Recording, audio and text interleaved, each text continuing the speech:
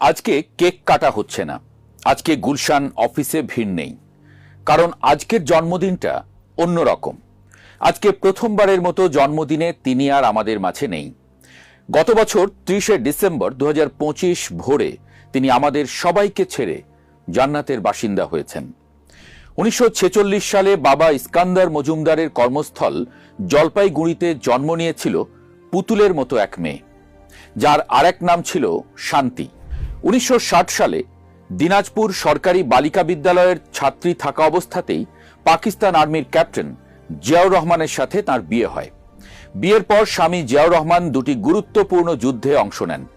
21 বছরের দাম্পত্য জীবনের একটা বড় অংশ কেটেছে দেশের কাজে। দুটি গুরুত্বপূর্ণ যুদ্ধ, দ্বন্দ্ব আর জাতীয় রাজনীতির নানান জটিলতায়।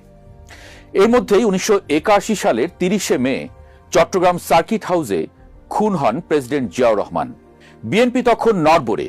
এর মধ্যেই 24শে মার্চ 1982 সেনাপ্রধান এরশাদ মার্শাল ল জারি করে ক্ষমতা দখল করেন। বিএনপির অস্তিত্বই ঝুঁকিতে পড়ে যায়। এই ঝুঁকিপূর্ণ দলের হাল ধরেন বেগম খালেদা জিয়া। দলের ভেতরে তখন দুই গ্রুপ, বাইরে এরশাদের সেনা শাসন, ভেতরে নেতাদের ঈর্ষা। এর মধ্যেই এরশাদ ফাঁদ পাতেন 1986 সালের নির্বাচনের ঘোষণা, উদ্দেশ্য বিরোধী জোটে ভাঙন ধরানো।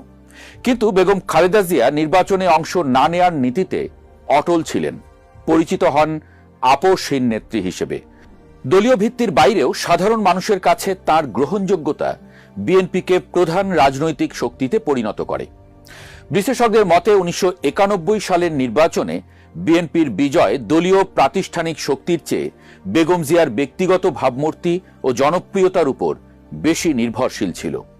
1991 সালে তিনি লড়েন 5টি আসনে: বগুড়া 7, ঢাকা 5, ঢাকা 9, ফেনী 1, চট্টগ্রাম 8। 5টিতেই বিপুল ভোটে জয়ী হন। 1991 থেকে 2008 পর্যন্ত 5টি নির্বাচনে তিনি মোট 23টি আসনে লড়েছেন।